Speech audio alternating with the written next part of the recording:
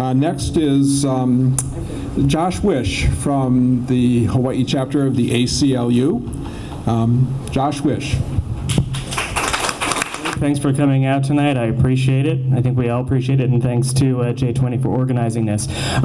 So in my 7 minutes, I wanted to provide a little bit of context and framing.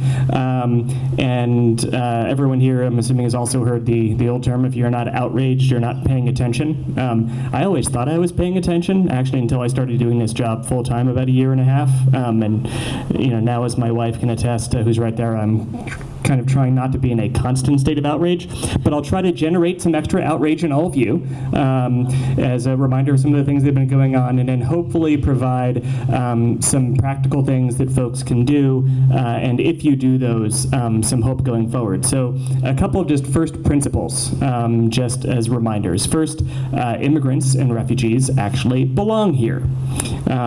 Second, open borders is what people keep calling open borders, are what really built America. The Constitution, this is something people don't often remember. The Constitution and the rights in the Constitution apply to everyone in this country, not just its citizens. You're in the country, those rights apply to you. There is nothing illegal about claiming asylum, as I'm sure people like Claire and John can point out. So when people are talking about people acting illegally because they're claiming asylum, that's just plain wrong.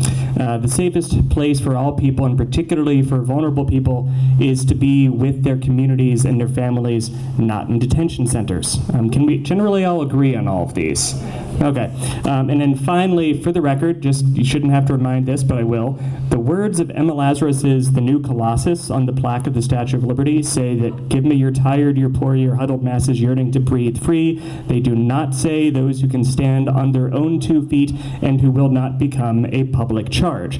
And I think one thing that's good to remember about that is if that's actually what it said, the number of scientists and artists and entrepreneurs and perhaps a couple of particular U.S. senators would not be in the country right now if that's the way the rule worked. The one other thing that I think it is good to remember, the ACLU is a nonpartisan organization. We try to call balls and fouls on anybody. And it's good to remember that blocking immigrants from coming here who are fleeing persecution is nothing new, and is not only a Republican idea. For anyone who's ever heard of the ship, the St. Louis, that was coming from Nazi Germany in 1939, carrying over 900 Jews fleeing their own deaths, and were turned away by President Franklin Roosevelt. And when it was leaving U.S. waters, it was actually accompanied by U.S. Coast Guard ships to make sure that nobody jumped out of the boat trying to swim to U.S. shores. So I also do not like what this administration is doing, but it's also not just them. So just a couple of things about the camps that are happening in there. So we do seem, as Maisie was saying, to kind of be constantly reminded that the cruelty is the point, it seems like. I think it was just yesterday we found out that children are being denied flu vaccinations in the camps. Since May of this year, NBC News reported at least 7 immigrant children have died in the camps. Another May 2019 report from the International Consortium of Investigative Journalists analyzed 8,400 records describing the placement of immigrants in solitary confinement for reasons such as being disabled and needing a cane, for being gay, for reporting abuse from guards, for having a prosthetic leg, for putting half a green pepper in one of their socks. And then something that hasn't been getting as much attention, but I think is also important, something that our New Mexico affiliate wrote about in the March 2019 report to the federal government, is the treatment of LGBTQ detainees in these camps, who are engaging during rampant sexual harassment, transphobic comments from guards, like walk like a man and sit like a man, and being told this isn't your home, and all these types of things. And those are things that are happening right now in those camps. And I think it's also important to remember that while we might not have these camps here in Hawaii, we're also not immune from these types of things. One of the things that leads to the camps are all of the detainers by ICE. So ACLU of Hawaii had written in March 2017 to state officials asking them not to honor these ICE detainers, which are nothing issued by a court. It's just ICE saying, please hold these people longer than you can under the law.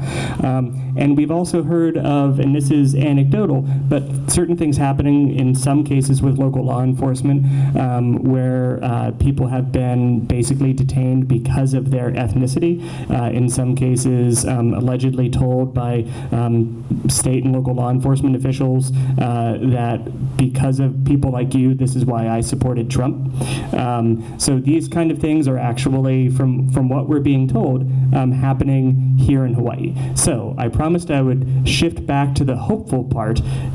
Once again, the catch is depending upon what everybody here does, right? So the hopeful part is that the resistance that people have been putting up against these things is working. The Muslim ban, I worked for the Department of the Attorney General when that was put into place. And what the state of Hawaii did and other states did couldn't have happened without the support of people from across the country in Hawaii. And even though there was finally one that was signed off on, it was weaker and more watered down than the original. Public outrage over family separations, pushing back on closing some of the detention centers, the failure to add the immigration, the citizenship question to the census. So far, I haven't seen a wall being built, no matter how much President Trump has said that it's happening.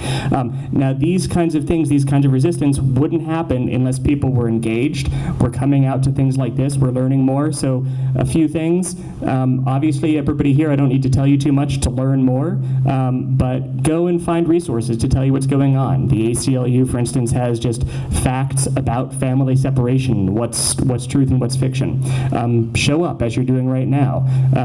Speak out. Go to the ACLU's website, connect with people like Claire and John and the Immigration Clinic and see where they need help.